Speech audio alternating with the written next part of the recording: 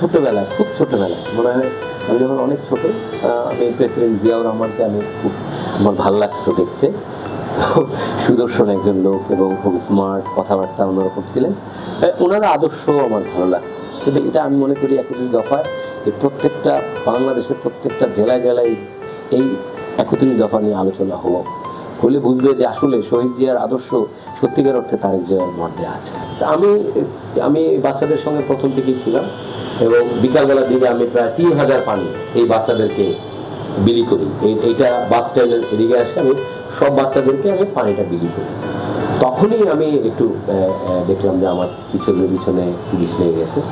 তো আমি চিত্রলেখার মোড়ে যাওয়ার সাথে সাথে আমার কিছু দুর্বৃত্তকারীরা আমাকে হামলা করলো এবং আমি হোন্ডা থেকে পড়ে যাই এবং হোন্ডা থেকে পড়ে আমি সরে যাই। তখন আমার হোন্ডাটা ওরা জ্বালিয়ে দেয়। ২০১৩ থেকে ২০২৪ পর্যন্ত আমার মামলার সংখ্যা ছিল প্রায় ২৪টি।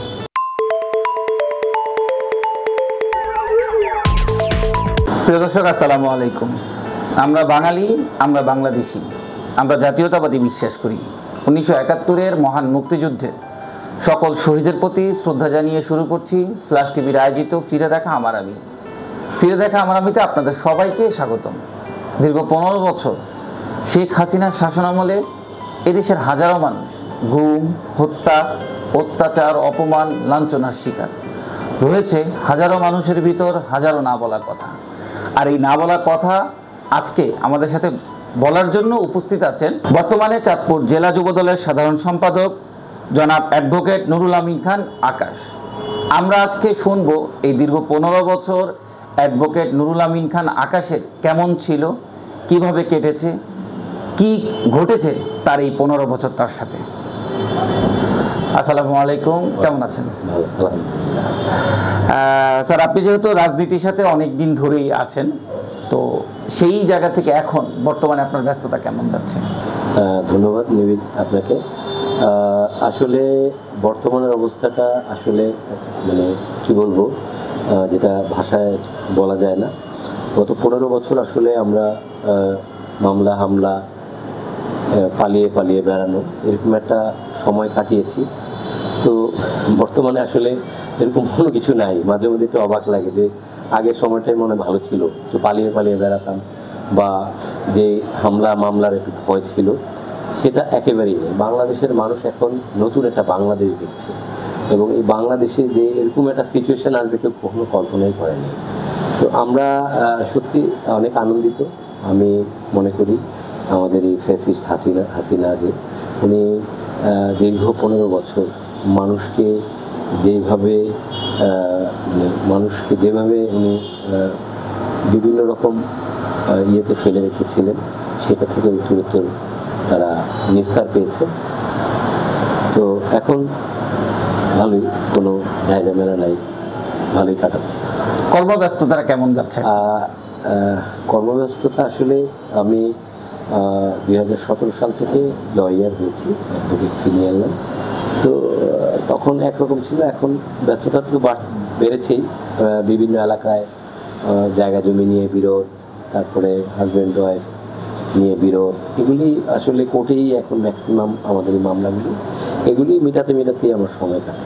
আসলে আমি চাই যে মানুষের ভিতরে একটা সুন্দর একটা সম্পর্ক তৈরি হোক, তাতে করে আমরা ম্যাক্সিমামই চাই মামলার ক্ষেত্রে আমরা মিটিয়ে দেওয়া, দুজনকে মিলিয়ে একটা সুন্দর সম্পর্ক তৈরি করার জন্য এই ব্যস্ততাই কাটাচ্ছি। আপনি যেহেতু ছাত্র রাজনীতি করেছেন, দীর্ঘ সময় ধরেই এই পথ চলা, বর্তমানে যুবদলের একটা দায়িত্ব নিয়ে আপনি কাজ করছেন, যে এত সুদর্শন এবং ফিটনেসটা ধরে রেখেছেন, এর পিছনের গল্পটা কেমন, রাজনীতির গল্পটা কেমন? আচ্ছা, সুন্দর একটা কোশ্চেন করেছেন। আসলে আমি খুব ছোটবেলা থেকেই স্কুল থেকেই খেলাধুলায় লিপ্ত ছিলাম। সবসময় খেলাধুলা, পড়ালেখা তেমন করিনি, ফাঁকিবাজি করেছি। তো খেলাধুলার নাম শুনলে আর ঘরে থাকিনি। তো আমি আমার প্রথম আমি ফুটবল ফার্স্ট ডিভিশন খেলেছি, এরপর বাস্কেটবলও আমি ন্যাশনাল খেলেছি, ক্রিকেটেও ফার্স্ট ডিভিশন খেলেছি।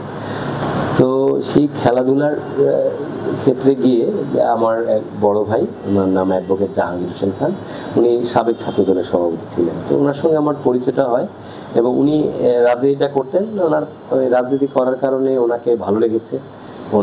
উনি যখনই ডাক দিয়েছে আমরা ওনার মিছিল টিছিলে যেতাম, তখন থেকেই রাজনীতি শুরু। মানে খেলাধুলার মাঝখানে চলে গেছেন রাজনীতিতে। এবং আমি চিন্তা করলাম যে আমার খেলাধুলার পাশে যদি মানুষের সেবা করা যায়, তাহলে একটা প্ল্যাটফর্ম যদি নিতে হয় সেটা রাজনীতির প্ল্যাটফর্ম, সেটা থেকে আমি সহজেই মানুষের সেবা করতে পারি।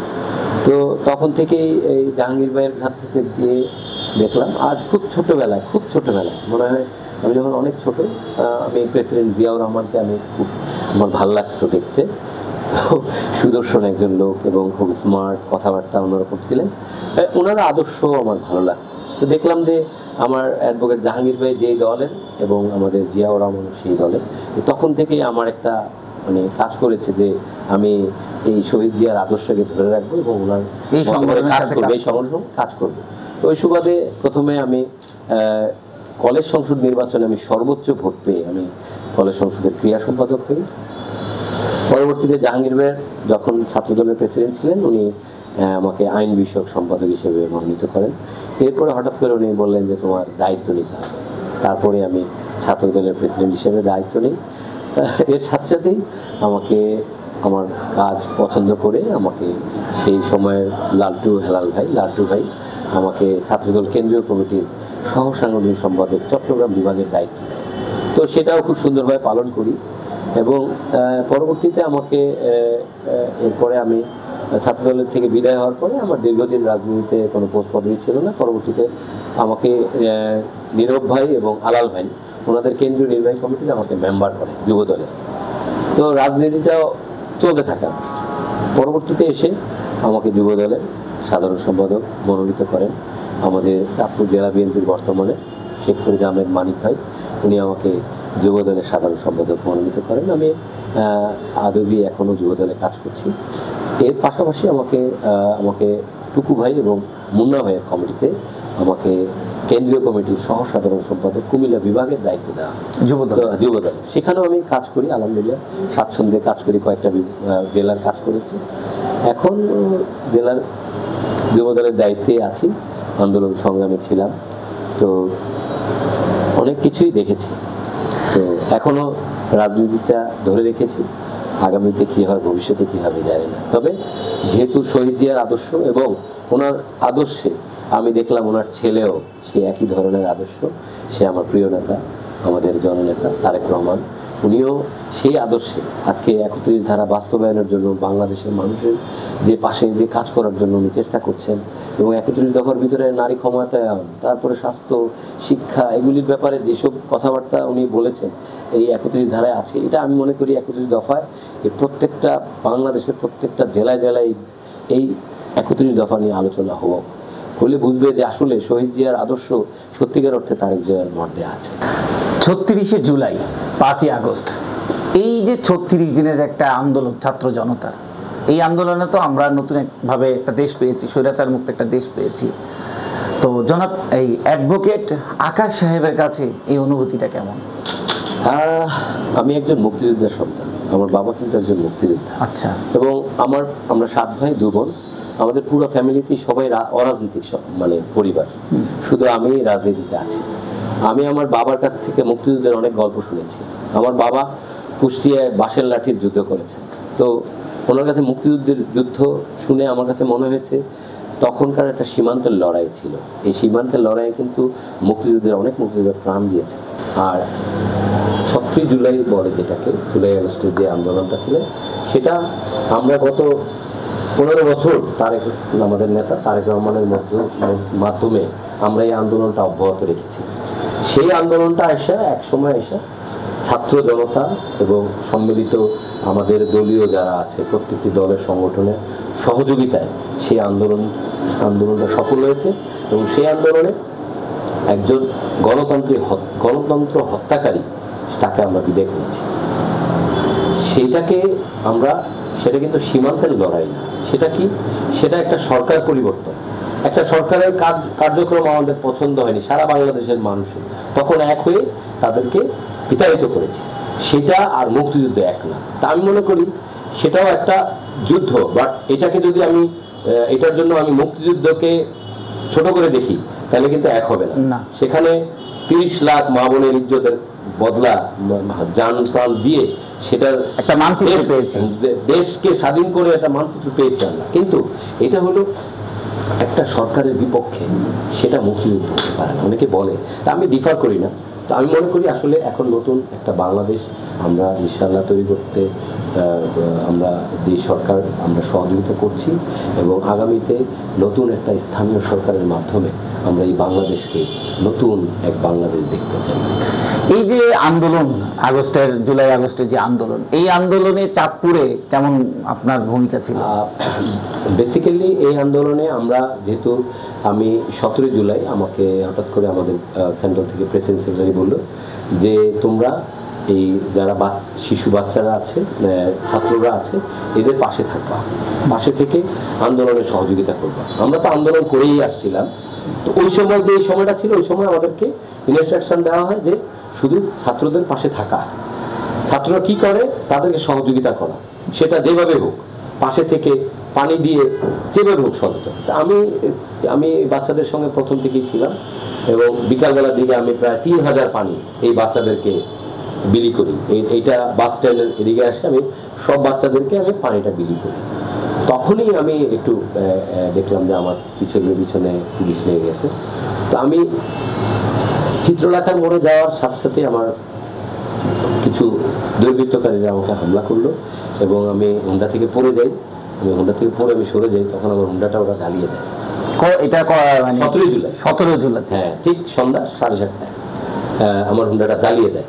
তো ঘটনা সৌভাগ্যবশত আমি বেঁচে যাই, ওদের হাতে রামদা কিরিজ অনেক কিছু ছিল, তো আমি জানে বেঁচে যাই। আমার হুন্ডাটা পোড়া দিয়ে যায়। রাতের বেলা আমি শুনি যে 2টা মামলা হয়েছে, একটা আওয়ামী লীগ পোড়া মামলা এবং আরেকটা হলো এই হুন্ডা এবং গাড়ি পোড়ানো মামলা। আমার হুন্ডা পোড়ানো মামলায় আমি আসামি, এবং আওয়ামী লীগ অফিসের কাছেও যায়নি, কিন্তু ওই মামলায় আমি আসামি। যাক, তো ওই সময় আমি একটু সরে আমার সংগঠনকে চালিয়ে নিয়েছিলাম। আমার সংগঠনের যুবদলের প্রত্যেকটি থানায় এবং ওয়ার্ডে আমার যুবদলের যারা সবাই ছিলেন, ছাত্রদল, যুবদল, স্বেচ্ছাসেবক দল, সবার সম্মিলিত সহযোগিতায় এবং আমাদের প্রিয় নেতা শেখ ফরিদ আহমেদ মানিক ভাইয়ের নির্দেশে আমরা কিন্তু এই আন্দোলনে একদম সার্বক্ষিক ছিলাম। তো যাক, আলহামদুলিল্লাহ আমরা তো পরবর্তীতে আমাদের এই সরকারকে, এই ফ্যাসিস্ট সরকারকে বিদায় করতে সক্ষম হয়েছে। এই যে 15 বছর একটা সরকার দেশ চালিয়েছে, আমরা যতটুকু জানি যে ফ্যাসিস্ট এই সরকার 15 বছর বিএনপির হাজারো নেতাকর্মীকে গুম, হত্যা, নির্যাতন, নিপীড়নের মধ্যে দিয়ে রেখেছিল। জানতে চাই যে জনাব অ্যাডভোকেট আকাশের উপরে এই 15 বছর আওয়ামী সরকারের কেমন নির্যাতন ছিল? আসলে বাংলাদেশের মানুষ সবাই জানে এই যে হাসিনা সরকার কি করেছে। তারা গুম, খুন, হত্যা, বিভিন্ন মানে যত রকম অসামাজিক কাজ সবই এই হাসিনা সরকার করেছে। তো আমি 2013 থেকে আমার মানে মামলাগুলি 2013 থেকে শুরু হয়েছে। 2013 থেকে 2024 পর্যন্ত আমার মামলার সংখ্যা ছিল প্রায় 24টি মামলা। এখন আমি 4টা মামলার হাজিরা দিচ্ছি। একজন লয়ার হওয়ার পরেও আপনি মামলা খেয়েছেন? জি, মামলা খেয়েছি। হয়তোবা সৌভাগ্যবশত আমি হয়তোবা জেল খাটিনি, কিন্তু আমাকে এই হয়রানির শিকার হয়েছে। আমি হামলায় জর্জরিত ছিলাম। তো কোনো না কোনো কারণে আমি জেল খাটিনি, কিন্তু জেলের থেকেও বড় কিছু হয়েছে, সেটা হলো আমি পালিয়ে বেরিয়েছি। কোন সময় অ্যারেস্ট হয়ে যাই, কোন সময় আমাকে গুম করে ফেলে। তো এইটা আমি বলবো না যে আমি ভয়ে করেছি, আমাকে সেফ সাইডে থেকে আমি রাজনীতিটা তো আমি আমার স্মরণীয় একটা ঘটনা, আমার অনেকগুলি ঘটনার ভিতরে একটা ঘটনা, আমি হঠাৎ করে বাসায় পুলিশ, আমি এখান থেকে সরে গিয়ে আরেক বাসায় ছিলাম। রাতে ঘুমানোর সময় হঠাৎ করে দেখলাম যে ওই বাড়িতেও পুলিশের হামলা। হঠাৎ করে চারদিকে ঘেরাও করা, যাওয়ার কোনো জায়গা সুযোগ ছিল না।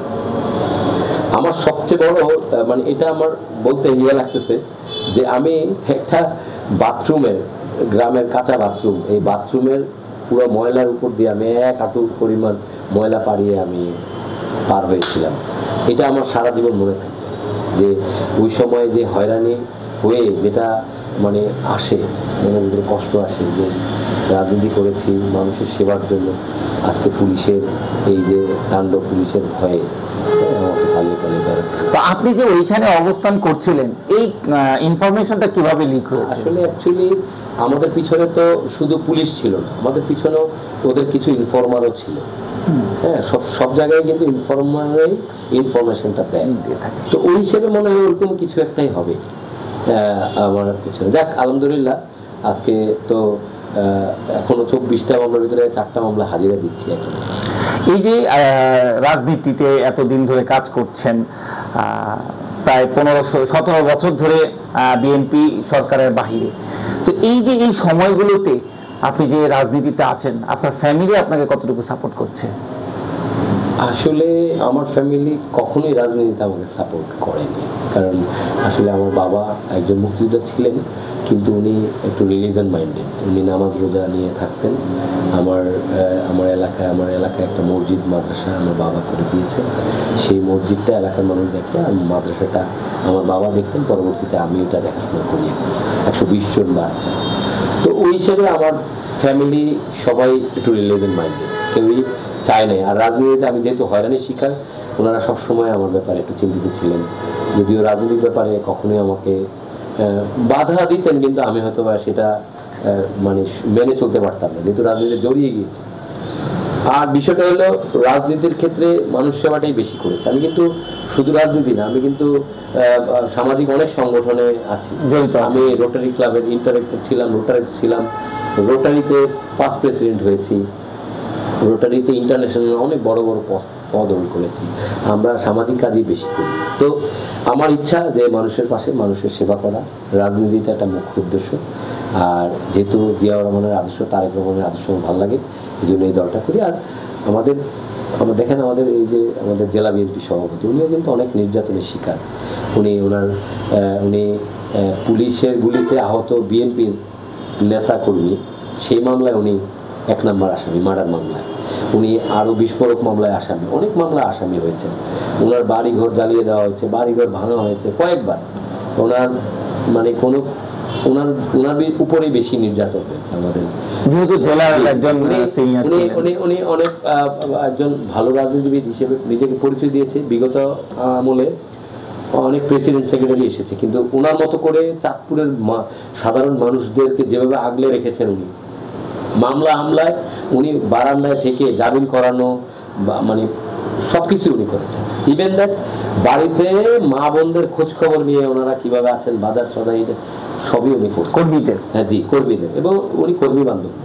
তো আমি মনে করি আমাদের এই চাঁদপুরে যদি কেউ মানে বেশি নির্যাতনের শিকার, সেটা হলো আমাদের প্রিয় নেতা শেখ ফরিদ আহমেদ মানিক ভাই। আমি মানিক ভাইয়ের সাফল্য কামনা করি। চাঁদপুরে মানুষদেরকে যিনি অনেক সুন্দরভাবে আগে ধরে রেখেছেন, এবং চাঁদপুর নিয়ে উনি সুন্দরভাবে চিন্তা ভাবনা করবেন, এটা আমার আশা। তো আপনার কারণে আপনার ফ্যামিলি কি কখনো নির্যাতনের শিকার হয়েছিল? এইটা একটা ভালো কথা বলেছেন। আমি ওই ঘটনার পাশে আরেকটা ঘটনা বলতে চাই। হঠাৎ করে রাত 1টা বাজে আমার বাসায়, আমার গেট অনেক বড় গেট, সেই গেট বেয়ে মানে ডিবি তবে 8-10 জন টপকিয়ে গেট টপকিয়ে আশা বাসায় গিয়েছে। আমার ওয়াইফ ঘুমাচ্ছে, আমার মেয়ে ঘুমাচ্ছে। তো হঠাৎ করে ওনারা বাসায় ঢুকেই পাশের বাসার যিনি ছিল ওনাদের খোলায় আমার দরজা বাড়িটারি দিয়ে খুলছে। ওই দিন ভাগ্যবান, ওই দিন আমি বাসায় ছিলাম না। আমার বউ খুবই মানে কি পরিমাণ ভয় পেয়েছে এটা আমি বুঝাতে পারবো না। আমার মেয়েটাও অনেক ভয় পেয়েছে, আমার একটাই মেয়ে, তো ও অনেক ভয় পেয়েছে। এটা মানে আমি অনেকদিন একটু ছিলাম যে এইভাবে যে ফ্যামিলির উপরে হবে, এটা আমি বুঝতে পারিনি। এটা আমার জন্য একটা ছিল, খুব কষ্টদায়ক ছিল। সেই ক্ষেত্রে মিসেস বলে নাই যে তোমার কারণে আমরা আসলে আমি একটু স্বাধীনচেতা মানুষ। আমার মিসেস কখনোই আমার এই ব্যাপারে কোনোদিন করতেন না, বরং দেখতেন যে মানুষের সেবা করি, মানুষের পাশে কাজ করি, এটার জন্য আনন্দ ফিল করতেন। তো বড় একটা স্যাক্রিফাইস ছিল। জি, অবশ্যই ছিল। আমি আসলে সত্যিকার অর্থে ওর উপরে অনেক আমাকে কখনো রাজনীতির ব্যাপারে বলে নেই, কিন্তু আবার বাধাও দেয়। এখন এই আগামীর চাঁদপুর কেমন হওয়া উচিত আপনার? আমি মনে করি আগামী চাঁদপুর সুন্দর একটা চাঁদপুর অবশ্যই হবে। আমরা এর ভিতরে ডিসি সাহেব আমাদেরকে দেখেছিলেন, আমরা অনেক ব্যাপারে প্রপোজাল দিয়েছি, রাস্তাঘাট বড় করা এবং আমাদের একটা বড় শিশু পার্ক করা, বড় শিশুর মূলহেডকে সুন্দরভাবে একটা তৈরি করা, আমাদের লঞ্চ ঘাটকে প্রসারিত করা, লঞ্চ ঘাটে কাজও চলতেছে এবং চাঁদপুর শহরে এই যে সিএনজি স্টেশন শহর থেকে বাইরে নেওয়া, বাস স্টেশন শহর থেকে বাইরে নেওয়া, শহরের বিভিন্ন জায়গায় জলাশয় আছে, বিভিন্ন জায়গায় ডাস্টবিন, এগুলি ঠিক করা। হ্যাঁ, আমি মনে করি আলহামদুলিল্লাহ আগামী চাঁদপুর খুব সুন্দর একটা চাঁদপুর ইনশাল্লাহ হবে মনে করি। চাঁদপুরবাসীর জন্য কি বলবেন? আমি চাঁদপুরবাসীর জন্য বলবো, চাঁদপুরবাসী ছোট্ট একটা শহর, আলহামদুলিল্লাহ এরা সবাই ভালো, একে অপরের খুবই আন্তরিক এরা। রাজনীতি যে যাই করুক, যার জায়গায় যে, আমরাও যার জায়গায় যে, কিন্তু চাঁদপুর ছোট শহরে সবাই সবাইকে চিনে, সবাই একটা সুন্দর সম্পর্ক সবার ভিতরে ছিল। এই গত 10-12 বছর এই রিলেশনটা আস্তে আস্তে নষ্ট হয়ে গিয়েছে। এটা আমরা ইনশাল্লাহ আবার তৈরি করব। আমাদের চাঁদপুরের মানুষের ভিতরে এই ভয়ভীতি থাকবে না ইনশাল্লাহ। আমরা মিলেমিশেই চাঁদপুরকে সুন্দর একটা চাঁদপুর বানাবো ইনশাল্লাহ। ধন্যবাদ স্যার, আপনার এই মূল্যবান সময় থেকে আমাদের ফ্ল্যাশ টিভিতে সময় দেওয়ার জন্য। আপনাকে ধন্যবাদ, ফ্ল্যাশ টিভিতে ধন্যবাদ। প্রিয় দর্শক, এতক্ষণ আমরা কথা শুনলাম সাবেক ছাত্রনেতা, কথা বললাম সাবেক ছাত্রদলের সভাপতি, চাঁদপুর জেলা কেন্দ্রীয় সহ সাংগঠনিক সম্পাদক, চট্টগ্রাম বিভাগ, বর্তমান চাঁদপুর যুবদলের সাধারণ সম্পাদক অ্যাডভোকেট নুরুল আমিন খান আকাশের। আমরা শুনলাম 15 বছরের ঘটে যাওয়া কিছু গল্প, আমরা শুনলাম নির্যাতনের গল্প। প্রিয় দর্শক, এই অ্যাডভোকেট নুরুল আমিন খান আকাশের এই 15 বছরের কথা আপনাদের কাছে কেমন লেগেছে অবশ্যই আমাদেরকে কমেন্টস করে জানাবেন। পরবর্তী পর্ব দেখার আমন্ত্রণ জানিয়ে আজকের মতো আমরা এখানেই বিদায় নিচ্ছি। সবাই ভালো থাকবেন, সুস্থ থাকবেন, আল্লাহ হাফেজ।